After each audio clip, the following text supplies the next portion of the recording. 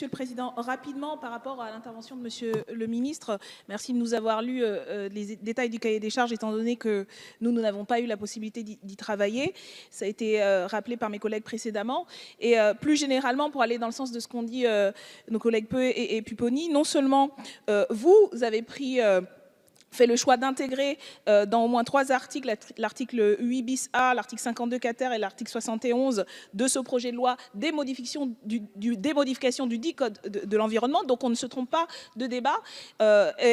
Nous insistons sur le fait que, y compris, c'est bien plus simple que ce soit un acteur unique, l'ADP, qui puisse mettre en place, se donner ses objectifs et y compris garantir le respect de ses objectifs, parce que la logique n'est pas la même avec des compagnies privées dont l'objectif est le profit, et donc c'est l'acteur unique, l'acteur public qui devrait se le donner. Et plus généralement, par rapport à votre remarque, c'est peut-être révélateur justement de votre vision de la transition écologique nécessaire. Nous pensons que ça doit être transversal, ça doit être dans le code de...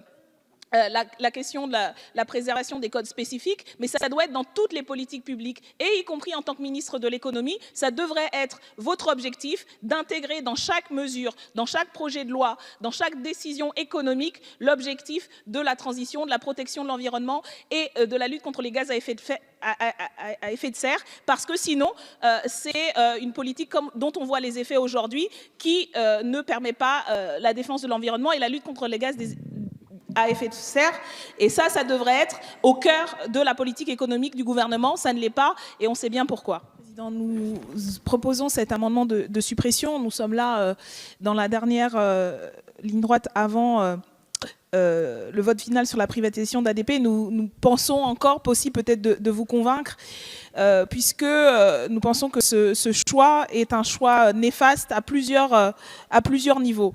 Rappelons tout de même que c'est en 2005 ADP, Aéroports de Paris, devient une société anonyme, ce qui a permis à l'État de vendre une partie de son capital au secteur privé. Aujourd'hui, l'État détient 50,6% des parts de l'établissement public, et le droit actuel l'oblige à rester majoritaire, mais votre article 49 que nous proposons de supprimer supprime justement cette obligation, ce qui rend la privatisation possible.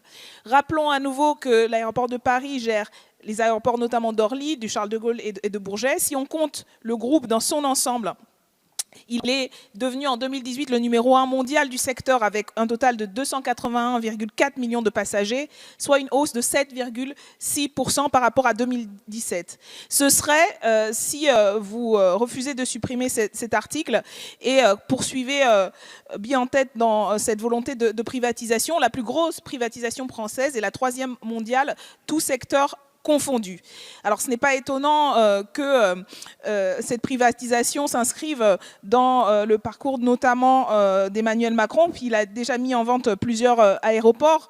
On l'a rappelé, ça a été dit dans les débats, le fiasco de la privatisation de l'aéroport de Toulouse, qui aurait dû vous faire réfléchir quand en 2014 Emmanuel Macron a autorisé sa vente 49,9% à un groupe chinois peu recommandable.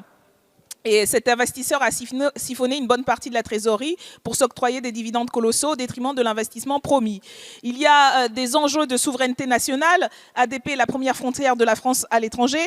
L'enjeu du non-respect de l'intérêt général, notamment du respect de l'environnement. Et y compris d'un point de vue économique, c'est une vision à court terme, puisque vous privilégiez des profits à court terme d'un investissement à long terme, qui devrait à nouveau vous faire réfléchir. Les raisons ont été répétées à plusieurs reprises, y compris dans l'ensemble, sur l'ensemble des bancs de cet hémicycle. Voilà pourquoi nous vous demandons de voter en faveur de cet amendement et de ces amendements de suppression pour éviter de brader ce que vous êtes en train de faire et que vous risquez de faire, des biens nationaux au détriment de l'intérêt général et pour à nouveau satisfaire des intérêts particuliers et privés. Merci.